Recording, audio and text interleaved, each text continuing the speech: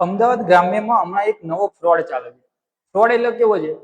તો કે જેની અંદર લાગણી સાથે પણ ખેલવામાં આવે છે અને ખોટી રીતે પૈસા પણ પડાવવામાં આવે છે. એટલે કે સ્ત્રી જ્યારે ગર્ભવતી હોય ત્યારે બાળકને જે જન્મ આપે એ બોય છે કે ગર્લ છે એ હંમેશા ડિપેન્ડ કોના ઉપર કરે? તો કે પુરુષ એટલે કે નર ઉપર ડિપેન્ડ છે. પણ અમુક ડોક્ટર્સ જે છે એ એવા છે કે જે અમુક લેડીઝને દવા આપે. દવામાં એવું કહેવામાં આવે કે તમે આ દવા લેશો ને એટલે કે તમારા જે બાળકનો જન્મ થાય એ હંમેશા બોય એટલે કે છોકરાનો જન્મ થાય. હવે ખરેખર એવી કોઈ જ દવા માર્કેટમાં અવેલેબલ નથી. ઇવન આખા વર્લ્ડમાં હજી સુધી એવી દવા બની નથી કે જે લેવાથી સ્ત્રી માત્ર શું કરશે? તો કે દીકરાને જન્મ આપે. એટલે કે એ આપણા ઉપર નક્કી હોતું નથી. તો કોના ઉપર નક્કી હોય? તો કે માત્ર ને માત્ર પુરુષ ઉપર નક્કી હોય. થોડુંક ડિટેલમાં જણાવો. અહીંયા જોઈએ આપણે.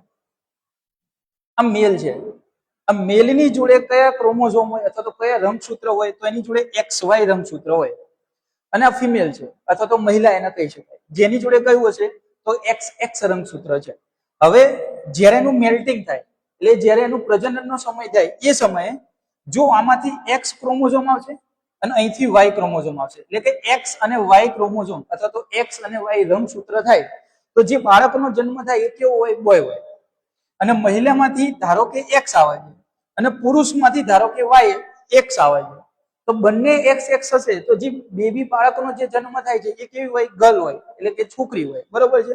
તો એક સાયન્ટિફિક રીઝન છે જે 100% કેવું છે? ટ્રુ છે. એનો મતલબ એવો થાય કે મેલ એના શરીરમાંથી જો મહિલાના બોડીમાં ટ્રાન્સફર થાય છે એ X મોકલે અથવા તો Y મોકલે એના ઉપર આધાર રાખે છે. પરંતુ કોઈ પણ પ્રકારની મેડિસિન, કોઈ પણ પ્રકારની દવા જે છે હજી સુધી અવેલેબલ નથી. તો આ જે ડોક્ટરો આવું ફ્રોડ કરી રહ્યા છે એમને બી એક રિક્વેસ્ટ છે કે તમારા શિક્ષણનો તમે દુરુપયોગ ના કરશો અને કોઈની લાગણી સાથે ખેલવાનો આપણને એવો કોઈ હક નથી. આ ઉપરાંત દવા બી આપે. ખબર નહીં કયા પ્રકારની દવા આપે. 18,000 ઇન્જેક્શન આપતા હોય છે.